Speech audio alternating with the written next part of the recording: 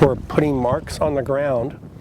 through paint, survey flags, and tape that have been delineated as being the location of future high tides.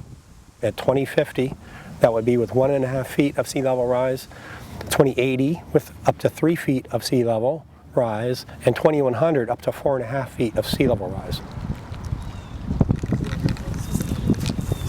Hampton Roads is dependent on its relationship with the bay, with the ocean, and starting to adapt sooner rather than later is going to be a great way to keep things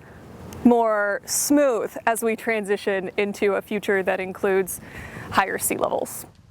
There's increasing acceptance that things are changing and that flooding's getting worse. So as opposed to a strictly map or two-dimensional basis for communicating increasing risk, we wanted to go and attempt a field-based, on-the-ground, kind of in-your-face approach to not just a freak storm,